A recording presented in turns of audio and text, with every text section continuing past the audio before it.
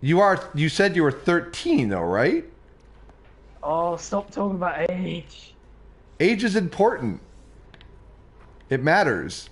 When you're 13, that's not a time to be in any type of relationship other than with, mom and dad or grandparents, or you can I have don't have a friends. dad that I know anyway. Well, here's the deal. Neither do I. So I can relate to you there.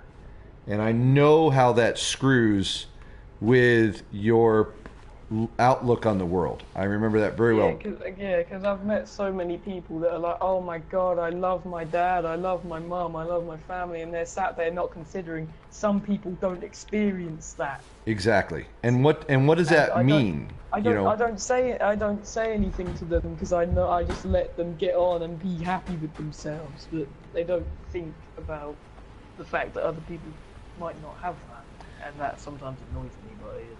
Well, here's the deal. I met a young man named Ryan a couple days ago. He's 8, and his dad is wanted by the police. His mom apparently swore at him pretty significantly all the time, and to such a point where he doesn't care about bad language. And this is an 8-year-old kid, and now he's adopted by his This sounds grandmother. messed up.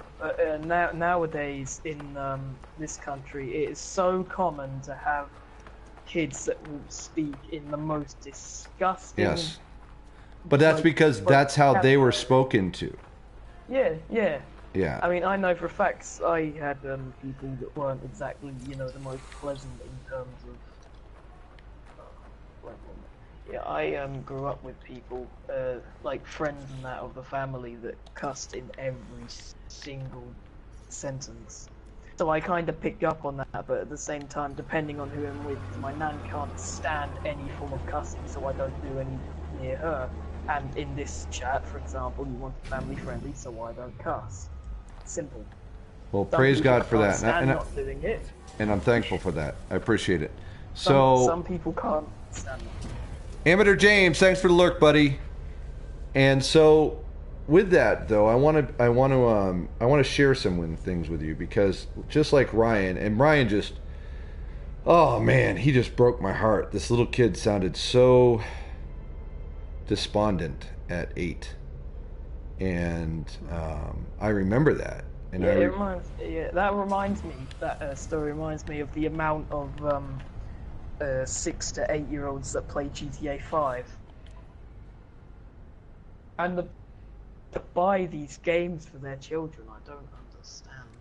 You're some things parents.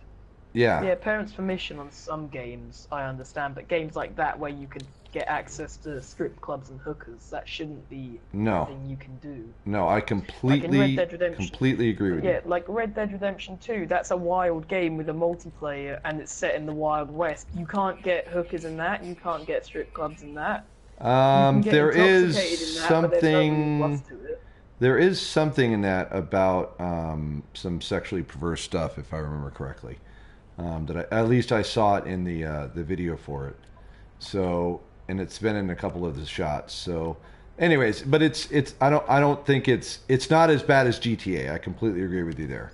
Oh no, GTA is terrible. Yeah.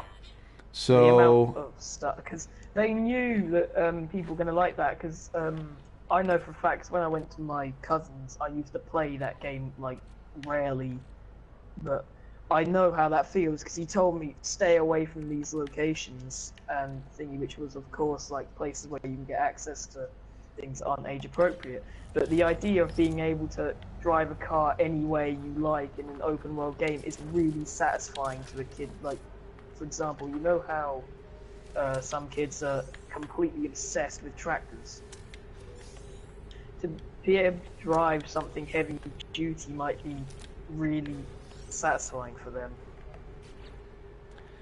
So I know how that feels. Yeah, and the thing that I'm seeing is that these kids are spending so much time in these games that they are not able to distinguish between the game world and the real. And for the most part, what is the difference when looking at it through their eyes when they're getting all the same Yeah. interaction that they're not getting in the real world. And so it's really... Yeah, Go ahead. yeah, I was just agreeing with you. Yeah, it is really something that I'm very concerned about because of one very distinct difference between this and every other real world interaction. When you see a You can't see kid, their faces. well, not only can you not see their faces, you can't even see that they're a kid. You're seeing an adult running around. You're not seeing a kid running around. And so when we interface as adults, and you even as a 13-year-old young man, when you see an 8-year-old, you're not going to treat him like an adult. It's just not going to happen. You're going to make allowances for him because he's 8.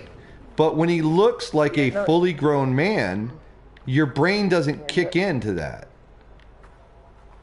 Knowing me, though, I like to treat people that are 12 because I know for facts when I was 12, I had a lot of people that made fun of me for my age. Okay. And they used to say things like, "Oh my God, you're a 12-year-old, you should kill yourself," things like that. So I know how it feels. What? So why would somebody say? I don't understand why. Or things like I've seen from screenshots other people have sent is that they've made Minecraft servers of experienced what they call builders, and they say no one like 12 can play them, even though the server's run by like 8-year-olds. What? That doesn't even make sense. Do you see what I mean? Yeah, because they had proof because someone went in there and heard them on microphones, so they also said you have to have microphones. None of them were fully grown adults, but yet they still say, "Oh, you can't be 12." So either it just wasn't. Okay, that doesn't even make sense. Either they made a typo, either they made like a typo error, or they were just generally being stupid. I'm betting on the side of just being. Well, there's another side to that too, which is you do have the predatory thing going on, and that's scary. Oh. I personally haven't seen that, but I do understand it is happening, and that's scary as well. So, but with that said, hoping it's not that happening, the fact that there's age discrimination towards children playing a child's game. That's what I want to be clear on here. You know, Minecraft. Yeah. I just started playing that with my kiddos. My daughter's 8, my son's 6. It's a child's game, and to say that you're gonna discriminate that way for a child's game, that's foolishness. That doesn't even make sense. Yeah, that is. Things like I've seen. What was another one? Of people saying things like. I don't know, but there are so many things to do with age discrimination. So when I'm with someone who's like 11 or 12, I know how it feels because some of them can be really mature. I mean, some of them can be brats. Some of them they can be really scary mature. Is the problem? They can be mature it's like be a kiddo. Come on, man.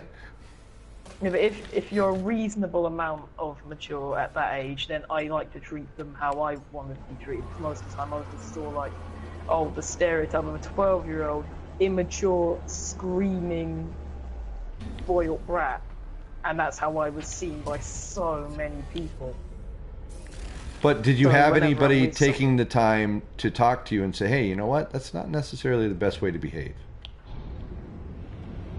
No. And that's the problem. That's the problem that I see, because what's happening is our adult sensibilities are not kicking in because we're not seeing the kids. We're not seeing them looking like kids. If they just made it so that the age that they could detect, you know, in your PlayStation account specified that you would be going to town on somebody in these games with the level of maliciousness that they do when you're looking at an 8-year-old or a 9-year-old. Yeah, I mean, like some people in this online world, though, they are ridiculous in terms of that they don't care because they think, oh, I'm in an online world, these people aren't going to find